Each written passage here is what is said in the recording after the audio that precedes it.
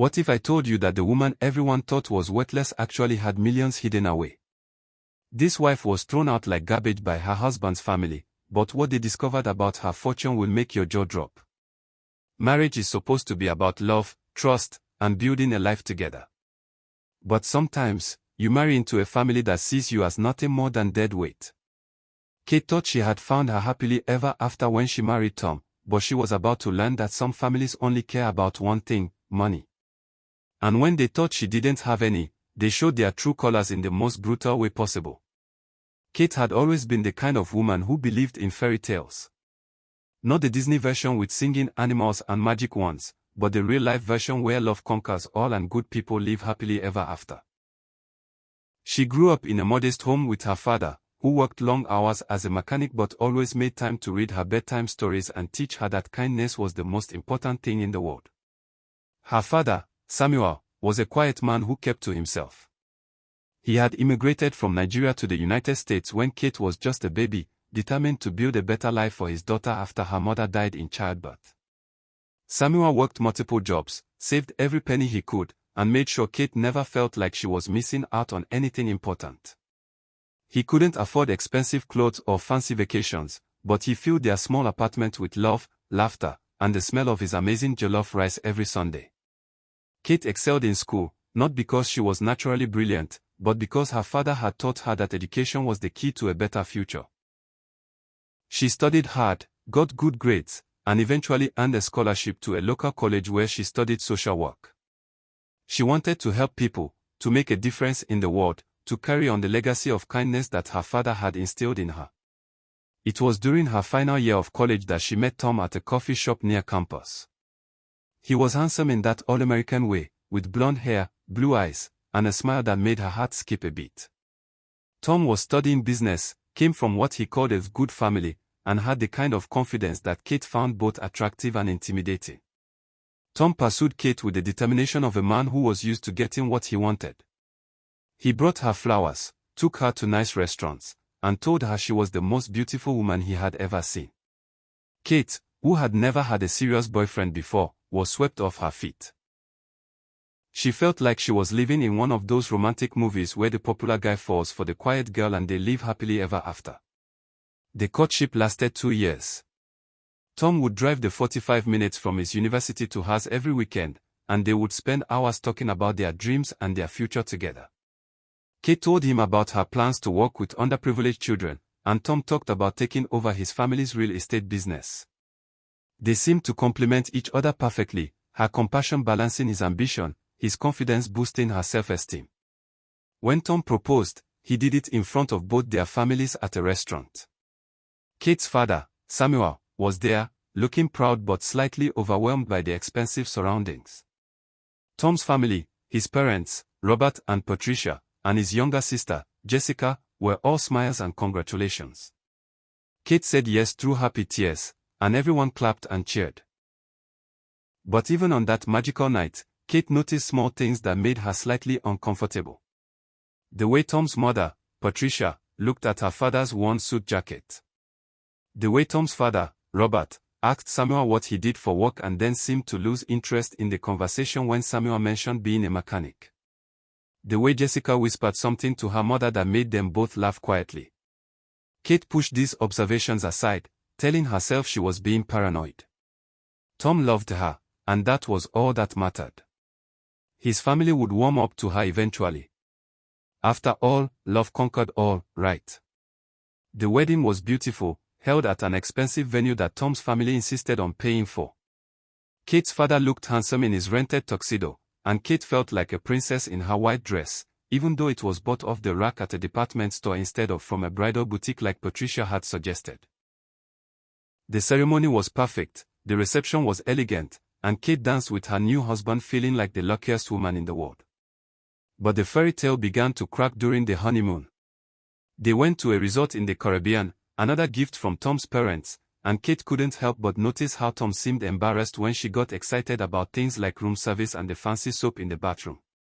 He made comments about how she acted like she had never been anywhere nice before, and when she laughed and said that was true, he didn't laugh with her.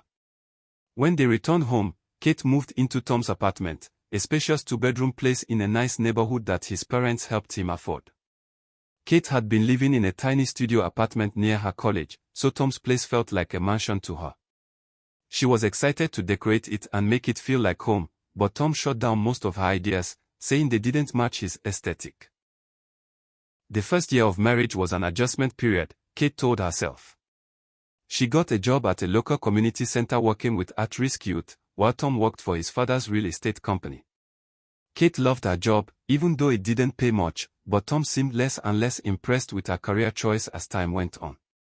Tom's family had always been polite to Kate, but she began to notice that their politeness felt forced. Patricia would make comments about Kate's clothes, her hair, her job, always framed as helpful suggestions but delivered with a smile that never reached her eyes. Robert would ask Kate about her work in a way that made it clear he thought she was wasting her time. Jessica, who was still in college, would talk about her internships at prestigious companies and her plans for law school, always glancing at Kate as if to say, "This is what success looks like." Kate tried to fit in. She bought more expensive clothes, even though they strained her budget. She enrolled in a cooking class to learn how to make the kind of meals that Patricia served when they came for dinner. She read business magazines so she could contribute to conversations about Tom's work. But no matter what she did, she still felt like an outsider looking in. The comments started small. Tom would make jokes about Kate's simple taste or her innocent way of looking at the world. His family would laugh along, and Kate would smile and laugh too, even though the jokes stung. She told herself that this was just how wealthy families teased each other, that she was being too sensitive. But as the months passed, the comments became sharper. Tom would complain about Kate's salary, saying it barely covered her own expenses, let alone contributed to their household. He would compare her to his friends' wives, who had high-paying jobs or came from wealthy families. He would talk about how his parents had hoped he would marry someone who could help advance his career, not someone who worked with charity cases.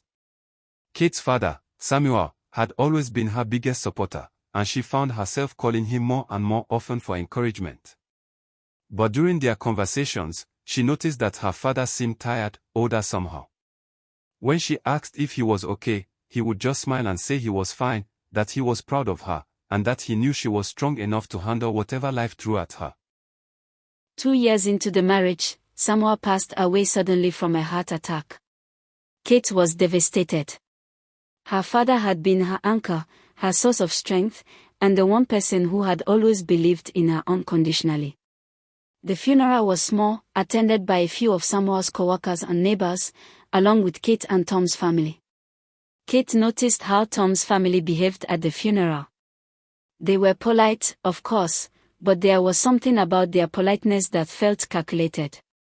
Patricia hugged Kate and said all the right words about Samuel being a good man and in a better place now, but Kate could see her checking her watch and whispering to Robert about how long the service was taking. After the funeral, Kate went through her father's belongings with a heavy heart. The small apartment that had been her childhood home felt empty and sad without Samuel's presence.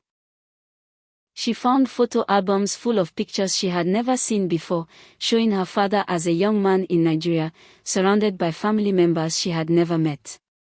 There were letters written in a language she couldn't read, and documents that seemed important but made no sense to her. Among her father's papers, Kate found a business card for a lawyer named David Morrison. There was a note attached in her father's handwriting that simply said, "For Kate when the time comes." Kate stared at the card for a long time, wondering what it meant, but she was too overwhelmed with grief to think about it clearly. She tucked the card into her purse and forgot about it for the moment. The weeks following Samuel's death were dark ones for Kate. She struggled to get out of bed in the mornings, barely managed to do her job at the community center, and found herself crying at random moments throughout the day. Tom was supportive at first, bringing her tea and holding her while she cried. But as the weeks turned into months, his patience began to wear thin. "You need to snap out of this," Tom said one evening after Kate had spent another day lying on the couch instead of looking for a better-paying job like he had suggested. "Your father wouldn't want you to waste your life mourning him." Kate looked at her husband, shocked by the coldness in his voice. "It's only been 3 months, Tom. I'm still processing everything." "3 months is long enough," Tom replied, not meeting her eyes. "My family is starting to ask questions about when you're going to get back to normal. About when you're going to start contributing more to this household." It was the first time Tom had been so direct about his family's opinions of her, and Kate felt like she had been slapped. "Contributing more? I work full-time, Tom. I pay for my own expenses." "Barely," Tom muttered. "Kate, we need to talk about your career. This social work thing isn't working out. You're not making enough money to justify the time you spend on it. Maybe it's time to consider something more practical." Kate stared at him in disbelief. "Social work isn't just a job for me, Tom. It's my calling. It's what I went to school for, what I'm passionate about." "Passion doesn't pay the bills," Tom said, and there was something in his voice that reminded Kate uncomfortably of his father. "Look, I've been talking to my dad, and he thinks there might be an opening for a receptionist at his real estate office. It would pay better than what you're making now, and it would be a foot in the door if you wanted to get your real estate license eventually." The conversation continued for another hour, with Tom presenting what he called practical solutions, and Kate feeling more and more like a burden that needed to be managed rather than a wife who was grieving her father. By the end of the night, Kate had agreed to think about the receptionist position, not because she wanted it, but because she was too emotionally exhausted to keep fighting. But thinking about it only made Kate more depressed. The idea of sitting behind a desk at Robert's real estate office, answering phones and filing papers, felt like giving up on everything she had ever cared about. She loved working with the kids at the community center. She loved seeing them grow and learn and overcome their challenges. The work was hard and often heartbreaking, but it was meaningful in a way that she couldn't imagine a receptionist job ever being. Kate's grief began to transform into something else, a growing awareness of how isolated she had become. She realized that over the past 2 years, she had gradually lost touch with most of her college friends. She had been so focused on trying to fit into Tom's world that she had neglected her own relationships and interests. The few friends she did still talk to occasionally had noticed the change in her. "You seem different," her college roommate, Maria, said during one of their rare phone calls. "Sadder. More stressed. Is everything okay with Tom?" Kate found herself unable to answer honestly. How could she explain that her husband's family made her feel like she wasn't good enough? How could she admit that Tom himself had started to make her feel the same way? Instead, she made excuses about being tired from work and still grieving her father. The truth was that Kate was beginning to question everything about her marriage. She loved Tom, or at least she thought she did, but she was starting to wonder if the man she had fallen in love with had ever really existed. The Tom she had dated in college had seemed to admire her compassion and her dedication to helping others. This Tom seemed to see those same qualities as weaknesses that needed to be corrected. Tom's family gatherings became increasingly uncomfortable for Kate. Patricia would make comments about Kate's appearance, suggesting new hairstyles or makeup techniques that would help her look more polished. Robert would ask pointed questions about Kate's career plans, always with the implication that her current job was temporary and that she would eventually move on to something more substantial. Jessica, who had recently graduated from law school and landed a position at a prestigious firm, would talk endlessly about her cases and her colleagues, always making sure Kate knew exactly how successful and important she was. During one particularly painful dinner at Tom's parents' house, the conversation turned to money. Robert was complaining about the economy and how hard it was to find good employees who understood the value of hard work and financial responsibility. "It's all about priorities," Patricia chimed in, glancing meaningfully at Kate. "Some people are content to drift through life without any real ambition, and others understand that success requires sacrifice and smart choices." Kate felt her cheeks burn with embarrassment, knowing that the comment was directed at her. She looked at Tom, hoping he would defend her or at least change the subject, but he just nodded along with his mother's words. "Mom's right," Tom said. "It's important to think strategically about career choices. Some jobs are stepping stones to bigger things, and others are just dead ends." Kate excused herself to go to the bathroom, where she sat on the toilet seat and tried not to cry. She could hear the family continuing their conversation in the dining room, their voices becoming more animated now that she wasn't there to make them uncomfortable with her presence. When she returned to the table, the conversation had moved on to other topics, but Kate couldn't shake the feeling that they had been talking about her while she was gone. She barely spoke for the rest of the evening, and when they finally left, Tom was annoyed with her for being antisocial.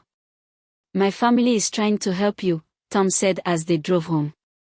"The least you could do is show some appreciation instead of sulking like a child."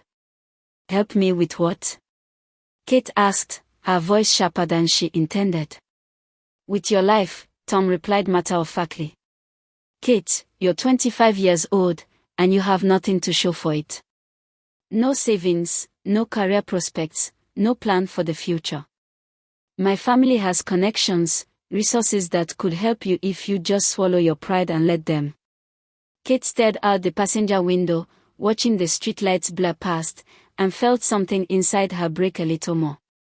She realized that Tom didn't see her as his equal partner in life. He saw her as a project that needed to be fixed, a problem that needed to be solved with his family's help and guidance. That night, Kate lay awake long after Tom had fallen asleep, staring at the ceiling and wondering how her life had gotten so far off track. She thought about her father, about how proud he had been of her work at the community center, about how he had always told her that helping others was the highest calling anyone could have. She thought about the business card she had found among his papers, the one with the lawyer's name and the mysterious note about "when the time comes." For the first time since Samuel's death, Kate wondered if maybe the time had come to find out what her father had been trying to tell her.